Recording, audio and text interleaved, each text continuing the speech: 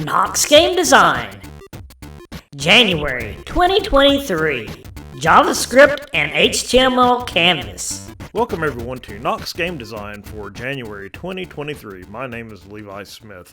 So this month I'm going to be talking about JavaScript and how to make a simple game in JavaScript. So go ahead and get started. So basically what we're going to do is we're going to have an HTML canvas. This is going to be a web game.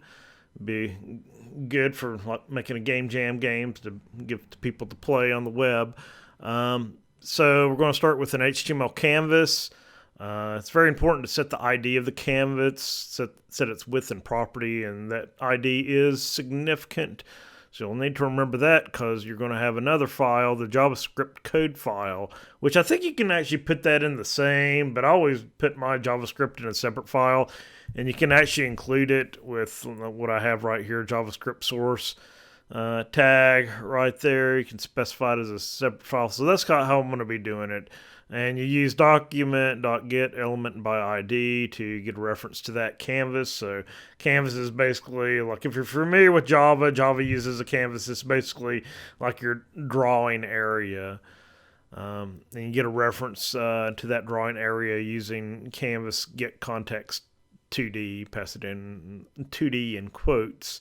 And then you can use onload in your HTML body to that's the function that's going to start up when your browser starts up. So here we have our HTML right here, and you can see in the head I got the script source right there. So we're going to start out with demo 01. I'm going to go through step by step, showing how this game is created.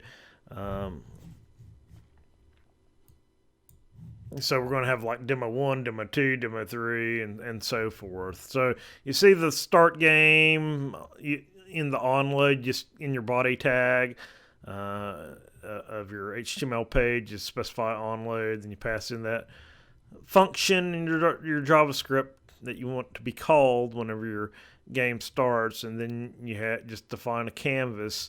And like I said, the ID is significant. I'm calling it the canvas right there. Then you specified the width and the height of that canvas. Then in your JavaScript file, we're going to have that function called start game, and we're going to define the canvas using that document.get element by ID and pass in that whatever you called it. You can call it whatever you want to, but it just has to match what you called it in your HTML file right there, wherever you call the canvas ID. And then we're going to have this context deal here in our JavaScript, CTX. That's going to get canvas, get context. So CTX is really what we're going to use. You can call it whatever you want to. I'm calling it CTX here. So yeah, I'm using Visual Studio Code. Yeah, so here's our HTML file right here. You can see where I've included the JavaScript and then the canvas right here. Then I got the demo 01.js in a separate file, but in the same directory. So yeah, we got our function start game, then we're going to get our canvas, get element by ID, and I am using Visual Studio Code. You can use whatever editor you want, Notepad, VI, Emacs, whatever you choose to use. So yeah, we get our CTX using get context 2D. So the first thing I want to do, so for this demo, I'm going to create just a simple text drawing, I guess, that says Knox Game Design. I'll go ahead and show it first. So this is what it looks like right here.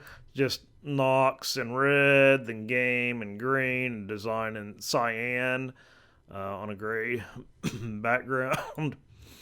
So what we're going to do is we're going to use that CTX and set the fill style to gray using C030C0. Then we're going to do CTX fill rect. So I'm just passing in the upper left-hand corner 00, and the width is 1280, and the height is 720. If you got a different canvas size, you'll have to use different values. But that's one thing. It isn't going to automatically clear your canvas for you. You kind of got to do it yourself using a clear rect. So next thing we're going to do is we're going to set the font to 128 pixels. I think you can use points and I'm just doing pixels, 128 pixels. Just using Arial default because I know it's installed. Then we're going to do CTX fill style. So this is where we're setting the color of our text. So we're going to set it to red. So the first 2 hex digits are red, the second 2 are green, the third 2 are blue. So FF is 255, which means all red, no green, no blue. Then we're going to do fill text. We're going to write Knox. It's important to use fill text. If you do stroke text, I believe it just does like the outline. So we're going to write Knox at 32, and then at 128, Y, X32, Y 128. Then in blue, we're going to set CTX fill style to 00FF00, which is green. Then we're going to write game. Then at the same X position, then we're going to move the Y position down by 128 pixels, 128 times 1. Then for design, it's going to be cyan, so that's 00 is no red, FF is all green, and FF is all blue, so that's cyan, all green and all blue.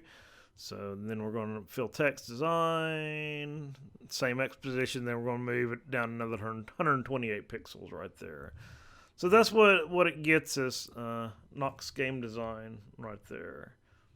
So that's just like a simple example of how to get started. I mean, just get something on the screen first. So the next step of the example, we're going to basically use the same HTML file, except I'm changing the script source to demo02. So we look at demo02. We're going to have start game. Same thing going on here. We're going to gray out. Just fill the whole entire canvas with gray using a fill rect. And then we're going to set fill style to all blue, and then we're going to draw a rectangle at 006464. So if we go to our browser and change this to demo02, press enter. So there it is. It's just a gray screen with a blue box in the upper left-hand corner. So that's kind of like the first step. I mean, after you get something written on the screen, just get a box on the screen. If you look at the slides, I think let's say the same thing in the slides. So yeah, basically that's showing. First step is to draw a rectangle, little blue rectangle right there, and just showing how to set the fill style and fill a rectangle. Magnifier's getting in the way there. So the next thing we're going to do, next part of the example is actually like defining the player. So exit out of that. Let's look at demo 3. So the HTML is going to be the same, except it's just going to change the source to demo3.js. So if you look at demo 3, so I added a player class. So this is sort of object oriented right here. So we got a player. So he's going to have a width and a height. I'm just going to set that to 64, an X and a Y position. So we're going to set the X position at halfway. So we're going to do 1280 the width. Really, you probably want like a constant for that. There might be a way to actually get the canvas width and height. I'm not sure. Subtract off the player's width, then divide it by 2. That'll center up that square. Then Y, we're just going to put it 2/3 of the way down the screen in the Y position. And then we're going to have a velocity X and a velocity Y. So we're just going to set those to 0 to begin with. And oh, by the way, it is in a function called constructor. Do I manually call constructor? Yeah, I think constructor is actually the name of the constructor. So if you have, so right here I'm creating a new player in our start game. So whenever you create that, have that class player, that constructor method is going to get called whenever that new player gets created. It's going to get called before anything else gets called. So yeah, I kind of set this up like any other game development environment framework type thing. So I have a draw method right here.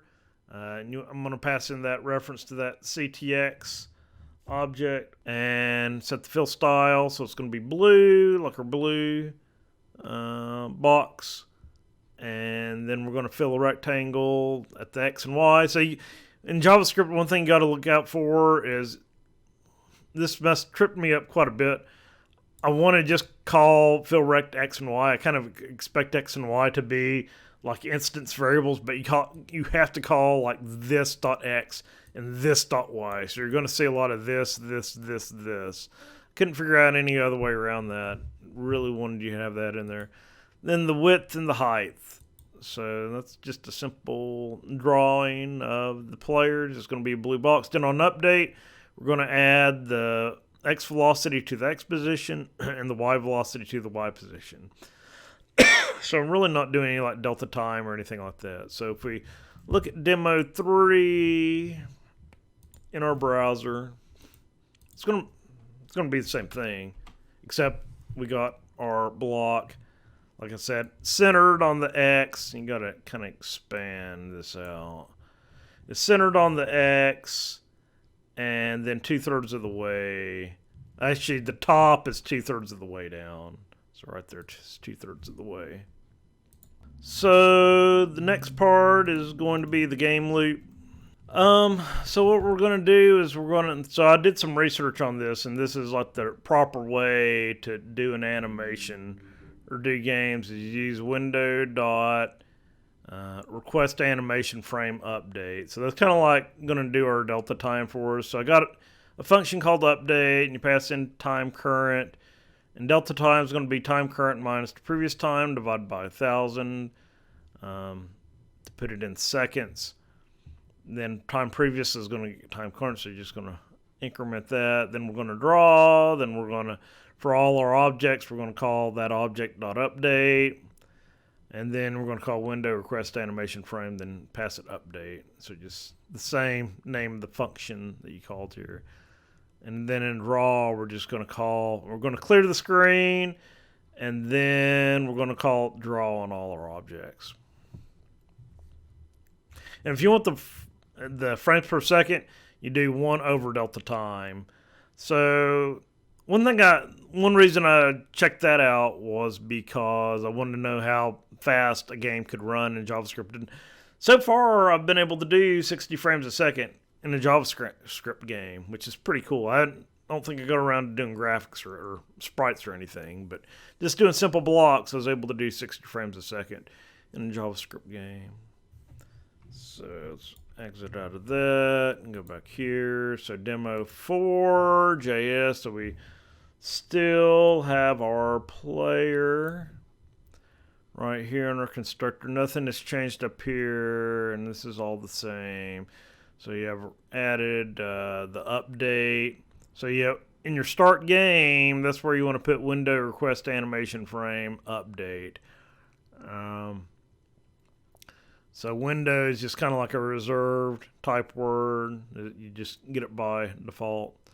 Then you call update, and it's kind of like a recursive thing. So window request animation frame update. So every time it calls update, it's going to call request animation frame again.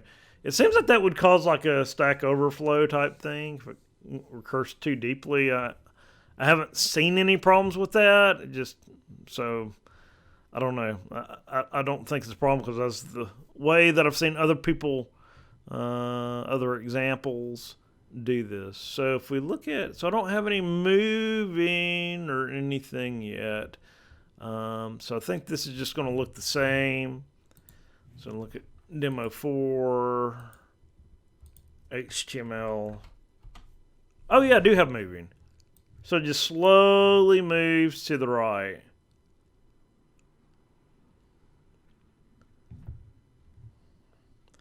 So if we go back and look at the code, yeah, right here I set velocity x to 1. I'm kind of using like 64 as the unit size, so it's going to move 64 pixels in a second. I think or maybe it just moves 1 pixel. It moves 1 pixel on every update. Yeah, that's what it does. So keyboard input. So that's good. We got something moving around on the screen.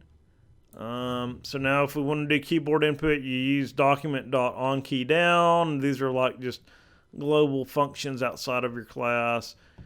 You use this key pressed E, comma, E, pipe, window event, dot key code. I think it said something about this is becoming obsolete, the code method, but it seems to still work. Then when your key's up, you use document on key up, function E, same thing, key released, E, Wando, that's wrong, that should be window. But in this game, I'm not checking on key up, I don't believe. So yeah, that's a typo right there. So the nice thing for the letter keys on the keyboard, it uses the ASCII character key values, or the ASCII values. It doesn't use scan codes or anything like that. But it uses like special numbers for the arrow keys. So the arrow keys are 37, 38, 39, and 40. And space is always 32. So I have like a key pressed function right here, and I switch on the key that was pressed. If it's A or the left arrow, then move left. If it's F, no D, or right arrow, then we're going to call P move right. If it's up, if it's W or the up key, then we're going to move up.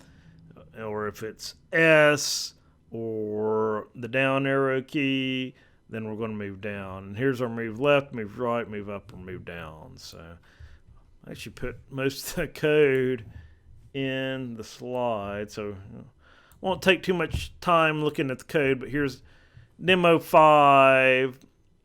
So here's our constructor. So set the X and Y to 5. So here's where I changed it. So I have a unit size now. So now I have everything in 64 pixel units, which makes things a little bit easier to work with.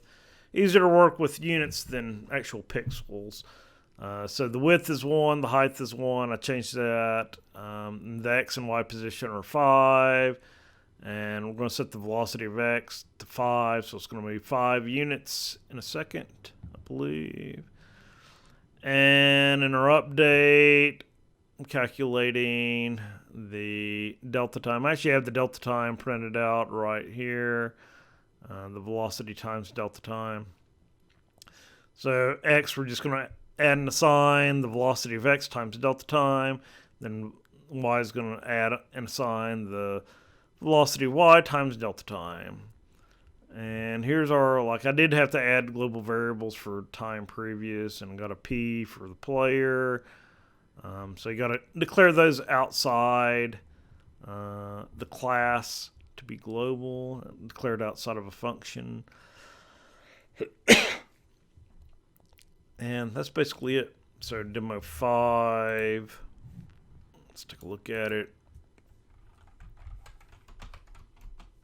Yeah, so it's kind of zooming along 5 units a second. 1, 2, 3, 4, 5. Is that 5? 1, 2, 3. Yeah, it's about 5 units. 5 times 64 pixels. And you can see our delta time. It's hovering around 16, which is 60 frames per second. There's our X position. It keeps on going. I forget what that bottom number is right there. Okay, so we got our box moving. Oh, we had keyboard. Yeah, we didn't add the keyboard input yet. Maybe that's the next one. Let's take a look at demo 6. Yeah, so demo 6 is where we actually get into. So demo 5 was just converting from using pixels for X and Y to using units. So demo 6 is actually doing the keyboard input. So a lot of this is the same right here.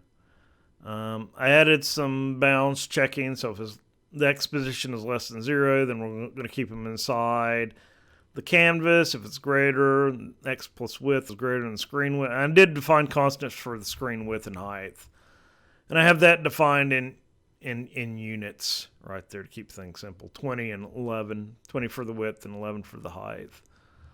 Then Y, we're doing the same, keeping the player from moving outside the view. Here's our move left. I already talked about these. Move left. Just going to set the velocity to -5, move right, we're going to set the velocity to 5, move up, we're going to set y velocity to -5, move down, we're going to set the y velocity to 5.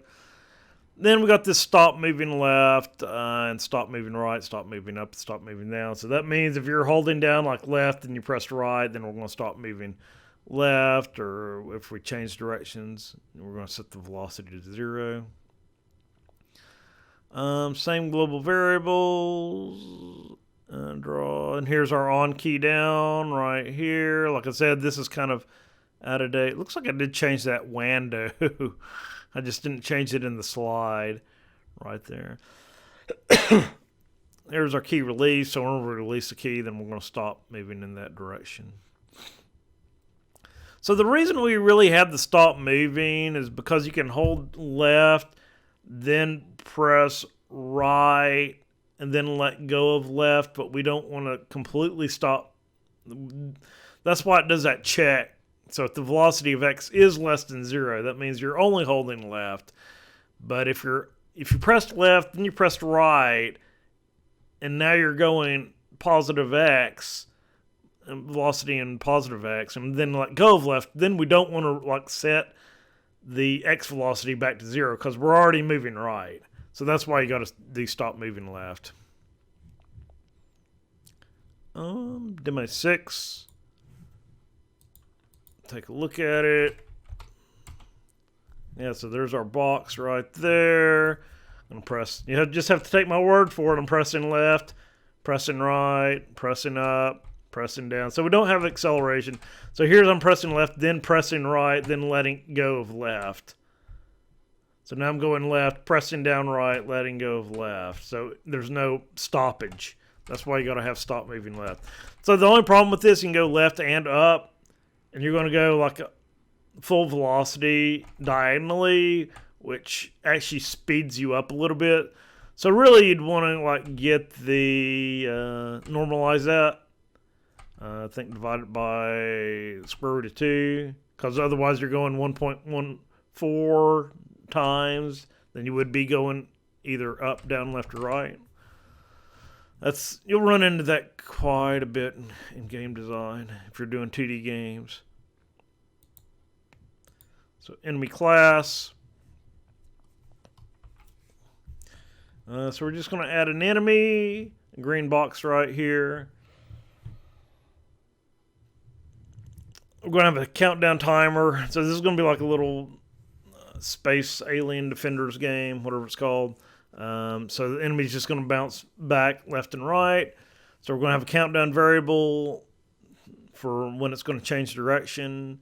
We're going to keep track of the current velocity and the max countdown. So let's look at the code. 07. Move this back here. So yeah, we've got speed now. That's going to be our maximum speed. Set X and Y position. Draw, nothing new, but I did add the unit size right there to all the values. Update delta time. All the same stuff there. Stop moving. Here's our enemy class. So it's basically the same thing as the player. Got a width and a height, just going to be 1, 64 pixels. We got a speed 5. Got an X and Y position 3 and 2. And got a velocity of X to 2. So going to start this enemy out going in the positive X direction, 2 units per second. We're going to set our countdown to 5. And then we're going to set, that's the max countdown. Then we're going to set the current countdown to the max countdown. So on every update, we're going to subtract off delta time from the countdown. And then if the countdown is less than or equal to 0, then we're going to change the direction by setting the x velocity to the x velocity times -1. And then we're going to add and assign the max countdown. So that takes into account any like bleed over below 0. You could just set the countdown back to max countdown, but if actually the countdown goes a little bit below 0, we're just going to add that chunk of countdown to that. So all this is the same. I did add like a time previous, set that to -1, so we're not funky things will happen if you're not checking that time previous on the first frame. So we only want to calculate that delta time on the second frame. We don't want to calculate it on the first frame. So this is all the same. It's all the same. Okay, I guess that's it. So yeah, that's just moving an enemy. And we still have the player control. So let's take a look at demo 7. Okay, so now we have our enemy moving around. Is going to move for 5 seconds, then bounce back the other way. We also still have our blue box moving around here. But yeah, he's just going to, no collision detection or anything like that yet. So he's just going to bounce back and forth every 5 seconds.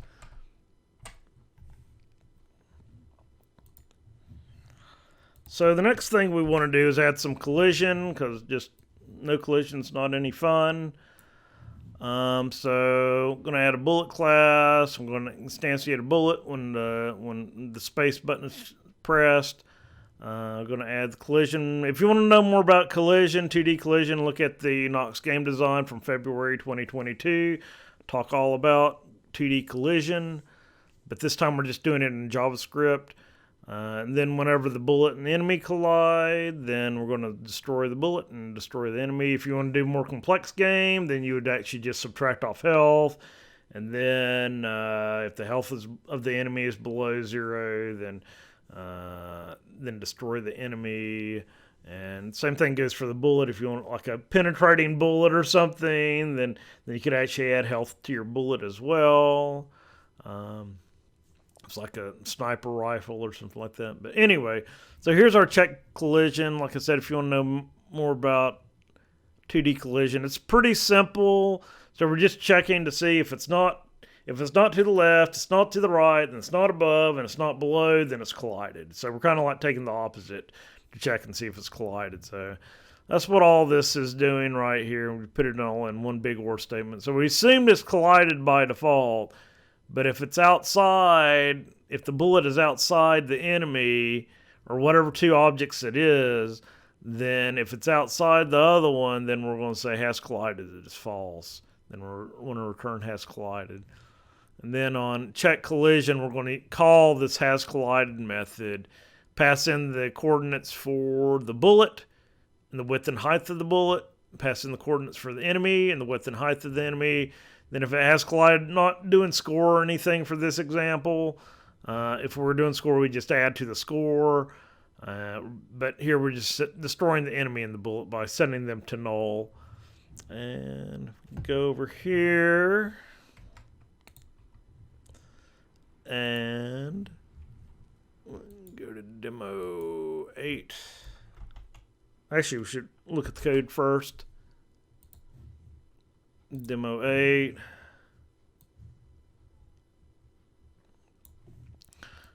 So yeah, basically that was the code on the slide there. So yeah, I got a shoot method here now inside of the player class. We just have it's just shoot. It doesn't function or def or anything. You just call it whatever it is right there. There's nothing before the method name. So when we're going to shoot, we're going to assign B. So B is like another global variable. So now we have a var E and a var B. So right now you can only shoot one bullet each time, which isn't very interesting, not very fun. But if we were to develop this further, we'd have like a whole list of or an array of bullets. So the bullet X position gets the player's X position, bullet's Y position gets the Y position. Really, we should like center the X position, but not worrying about that right here. Well, and then we're going to set the velocity to -8, -8 right there. The enemy is the same, so now we have our bullet class right here. And we're going to set the width and height to 0.5, so that's 64 times 0.5 is 32, so it's going to be 32 pixels wide and 32 pixels high.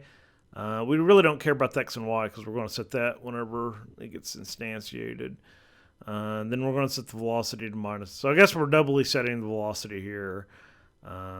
Set the countdown to 5. Now I think this is left over from the enemy. I don't think we need countdown. Or actually, that could be for the life right there. No, that's wrong. Yeah, just get rid of that. Yeah, those don't need to be in there. So draw. We're just going to draw the bullet red. Update delta time. Really, we don't even need the X position right here. We just need to update Y. Then on every update of the bullet, we're going to check collision. So in check collision, really I should have like one generic collision check method, but I just have it stuck inside the bullet right here. Actually, yeah, has collided is our generic method right there. So check collision inside the bullet is going to call, it should be down here somewhere. Yeah, has collided. Yeah, if you can't tell, I made these slides about 2 weeks ago. I'm just now getting to recording this, so I'm having to go back and think a little bit about how I laid out the code on this. So demo 8, was that 8? Yeah, so now we got shooting. If we shoot the enemy, then he disappears. We're setting it to null. Then he gets stuck right there because he doesn't know how to check collision with null. So there really should be like a check around here to see if the enemy is not null before you check if he has collided. So the next thing is arrays. So kind of this is a little bit easier than some other languages. So we're going to have an array of enemies. So we can add multiple instances. We're going to push enemies onto the array using the .push. Then we can loop through these using a for loop and using array.length to get the length of the array, and just use standard array notation. So then you have to define the array. It's just going to be E =, then open square bracket, close square bracket, square brace. So let's look at the code for 09, and basically all this should be the same. So I have my globals kind of like stuck in here. I could probably actually break this into more files, but yeah. So in our start game that gets called, that's where I have E = and the square brackets. And then I'm going to do for I 0 to 8. And then for J is 0 to 4. Then we're going to create a new enemy using the I and J as the X and Y positions. Then we're going to use that push to add those to the array. And the only other, so in the draw, when we draw, we're going to call p.draw. And then if E is not null, then we're going to go through the length of that array, then call E, then the index, which I just have as I, and call draw and pass CTX. Then if the bullet's not null, then draw the bullet. And the bullet right here in our collision, it's going to call check collision. Yeah, so right here on update, it's going to loop through all of the enemies. Then it's going to call this, which is bullet.check collision, with every single enemy, the enemy at that index of I. So then it's going to use the standard check collision to see if it's collided with that enemy or not. So that was demo 9. Okay, so now we got... So the nice thing is like once you start instantiating the enemy, they all take the properties of that one enemy. So they're just...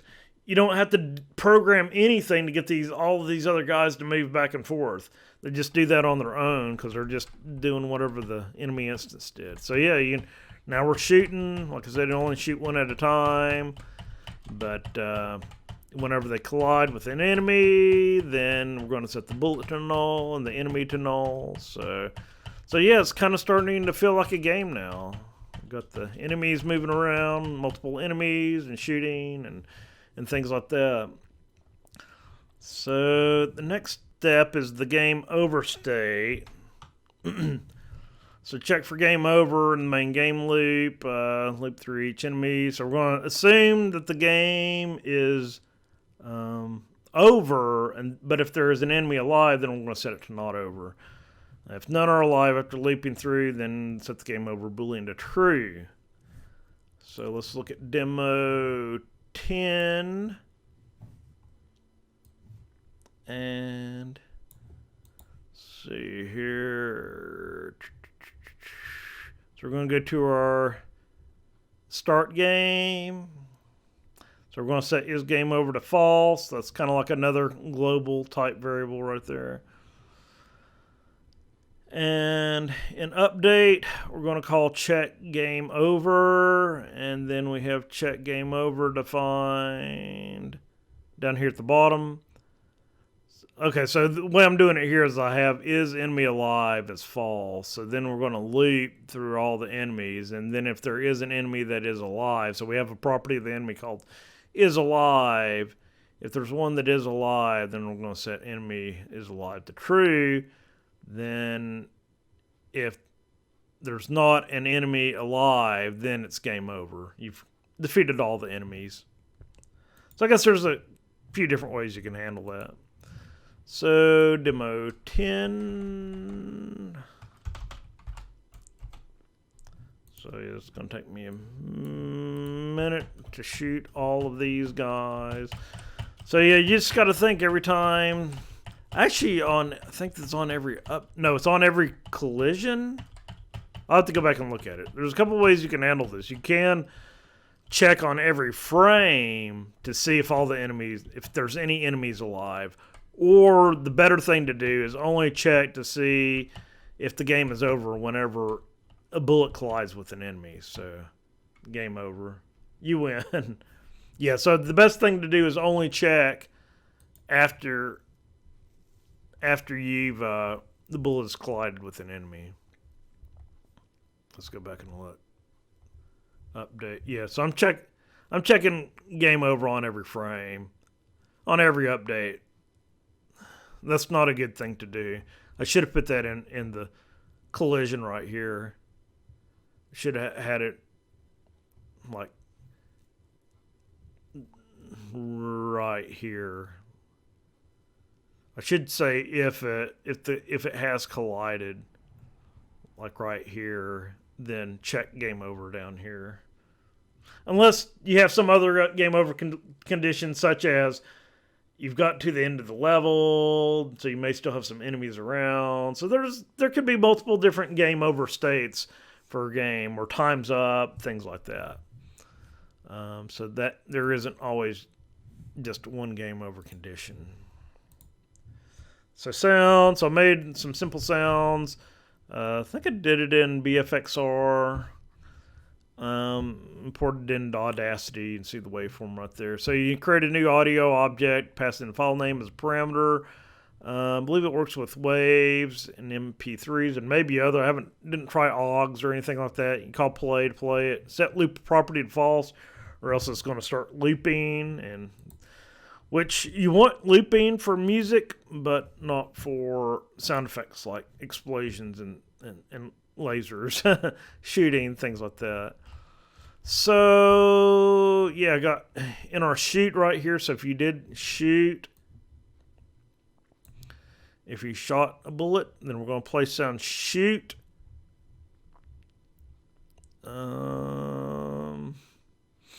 Yeah, so I got a variable here called sounds. So I got sounds shoot. So yeah, I got a new audio assets shoot.wave. So that's just a subfolder of your game. So I got like shooter right here. Here's all my shooter files, and I got assets. So there's shooting right there. And I think maybe I did do sprites. I can't remember. So sound shoot. Did I do a function? Yeah, so I have a function called play sound. You pass in string. So I guess I just kind of wrapped it up in this play sound right here. So you just pass in the name, string right there. So sound string, then loop gets false, then string.play. You could just call put these right in the function up here. But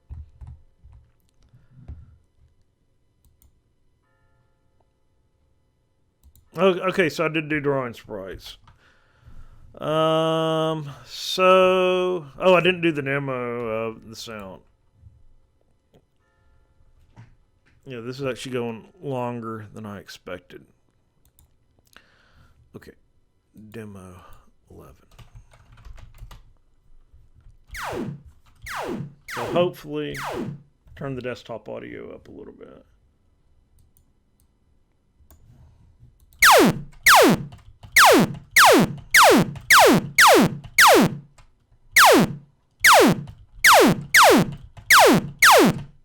So that's sound. And music's the same, except you just set looping to true. Okay, so drawing sprites, you can create a new sprite instance with a new image. So the image is what you need. Set the file using .src properties. So I have like an array of images. This is what I do for a lot of like game development environments like monogame and other things. I'll just create like a dictionary or an array, hash table of images or whatever asset it is, whether it's a sound file or a sprite or whatever. I'll just have like a hash of that, hash table.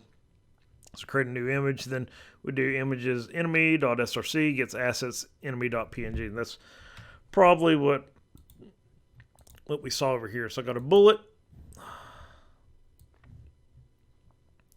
A little 32 by 32, an enemy, and a ship. I actually took these sprites from the SDL presentation I did. I guess it was a couple of years ago. Time's really flying. But yeah, that'll get us some sprites. You use CTX, that context, draw image. You pass in the reference to the image, and then the X and Y position, the width and the height, the destination X and Y, and the destination width and height to draw it. So that's what I got down here, draw image. We can look at it in the code. Let's demo. Yeah, that's the very last one, demo 12. Yeah, so in draw for the player, now we have CTX draw image. So we're going to draw the ship, X and Y, unit size. For the enemy, we're going to replace, so we're only going to draw it if he is alive. Because there may be a case where the enemy's still alive and not actually set to null yet. So I went ahead and put this as alive in there, which is what I do for a lot of games anyway. But yeah, CTX draw images, and images enemy 00. I should have put like unit size right there. I just put 64. Then the destination size is going to be the same, X and Y, width and height. The bullet's the same, except it's going to be 16 by 16 using image as bullet. And where we're loading those images in is right here in our start game, the very first function we started out with. So we got an images array or hash table. So we've got enemy, new image, images enemy.src equals assets, enemy.png.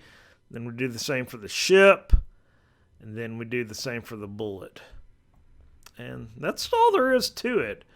To get some simple sprites on the screen. Go ahead and show the demo. Yeah, so there they are. There's our ship, our enemy, and now we're shooting bullets.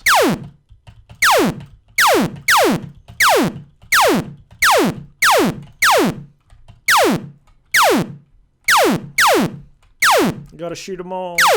So yeah, if you were to take this further, we would have like a score and game over and power up. Well, you got game over, but power ups, background music, special effects, particles, all that. Oh, and the other thing I didn't mention is animation. So doing animation is a little bit more work, just a little bit tricky. I'm not going to get into it on this presentation, but basically just want to have a collection of images that you'll loop through, but you've got to make sure that you add a little bit of a delay between the animation frames, or else it'll just flicker too fast. But that's for another time.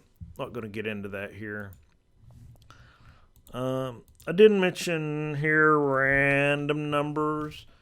I think I was going to do like a number guessing thing or a dice roll, but yeah, use math random if you want some randomness. There was no randomness in that demo that I just did, so that's why I'm mentioning that here. So if you want a number from 1 to 6, you do math.floor, math random times 5. They'll give you a number.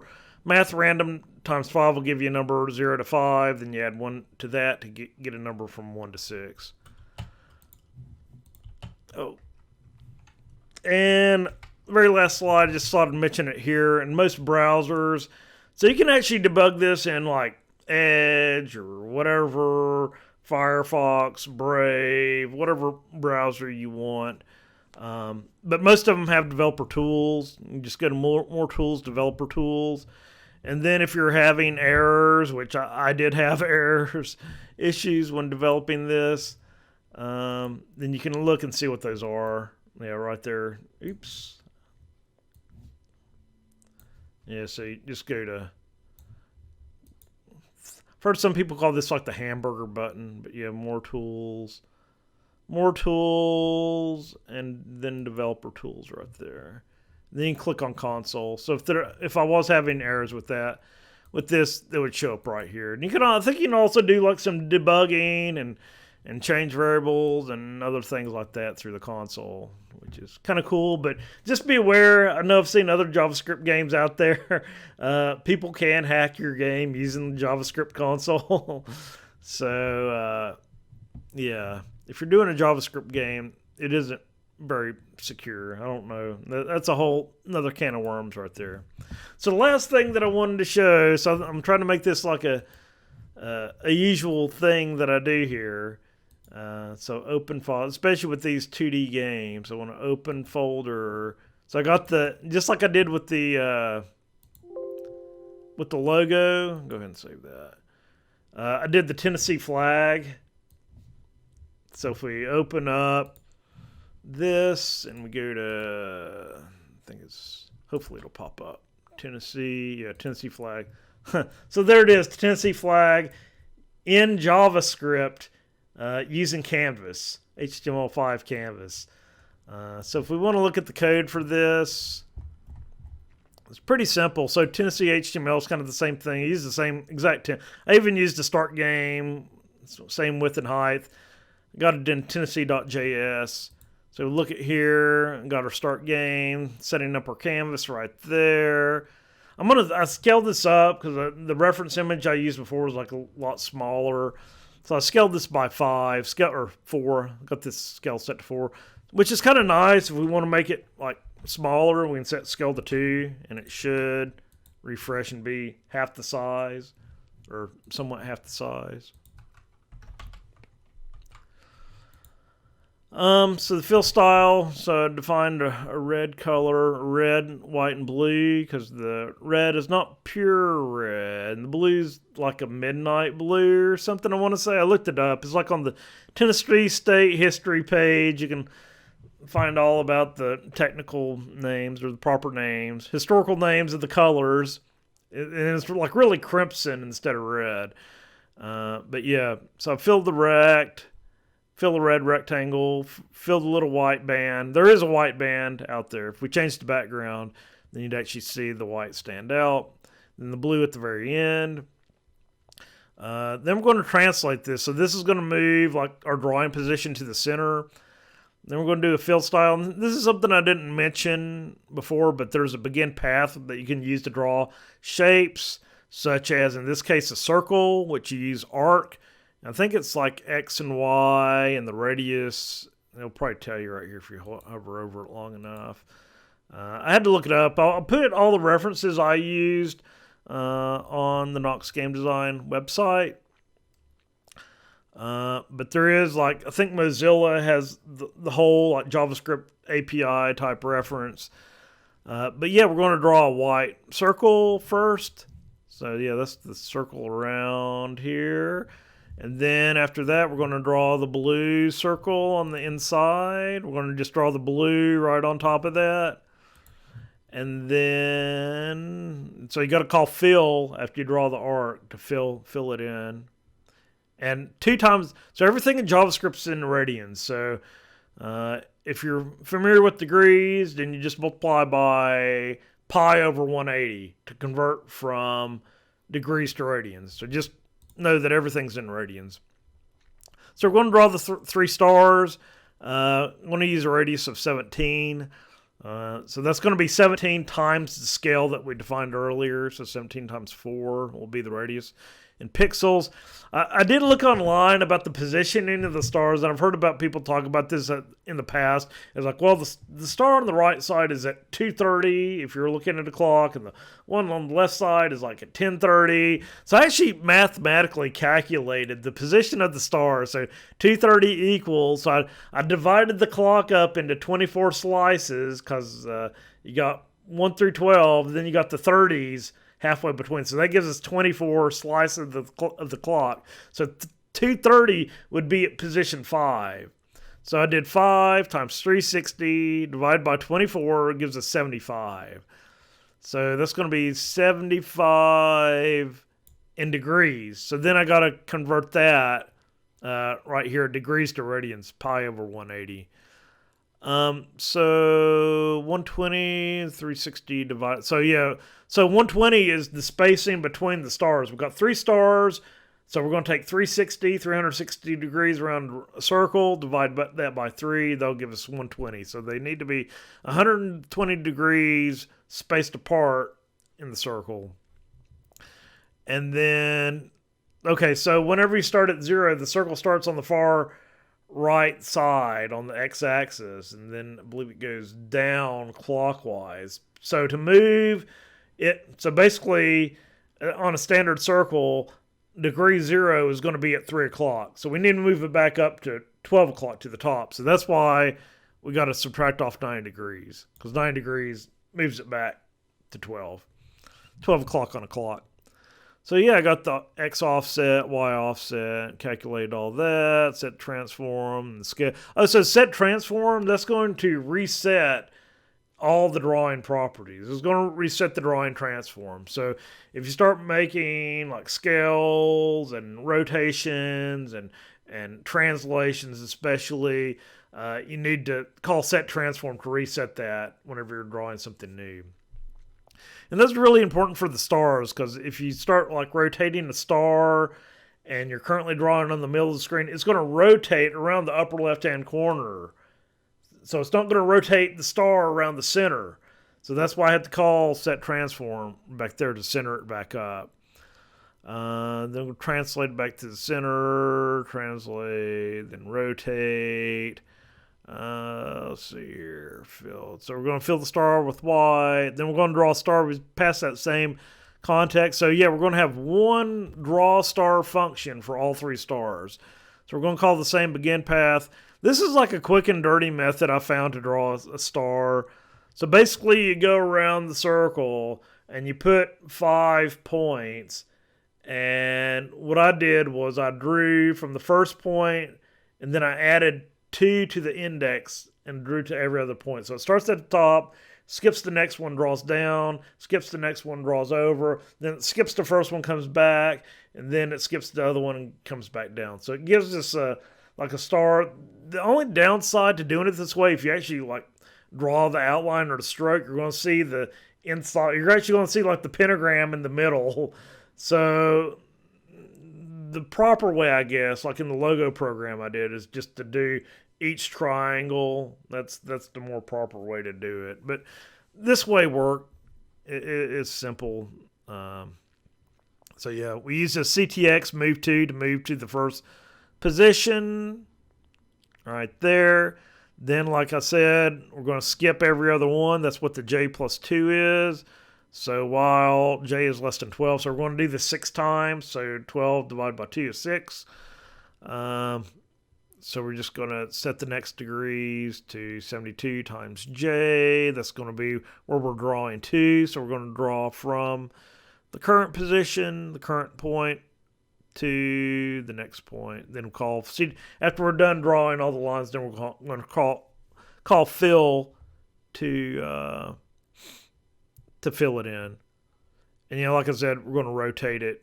That's the hardest part. I kind of had to do some trial and error to get the rotation of the stars. This was actually easier to do in Logo, because Logo, you just go around, draw it, then you rotate, then you draw it, and you rotate and you draw it. This, it'll actually give you the star in the upright position every single time. It'll give you 3 upright stars, then you have to figure out how much to rotate each star.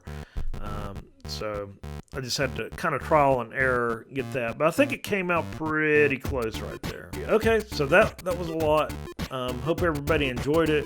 I think JavaScript is good. Like I said earlier, you can make a web game out of it, which you can just give people your URL and just host it wherever you can host it, and you can share it out. You don't have to buy anything. You don't have to download Unity. You don't have to download Game Maker. You don't have to pay any money. All you need is a web browser, which is pretty cool. And you can make a game or make artwork. I started getting into looking at SVG, scalable vector graphics, but that's a talk for another time. That's why I just implemented everything in pure JavaScript. So I hope everybody enjoyed it. I have to think about something to talk about for next month. So until next time, appreciate everyone listening and watching.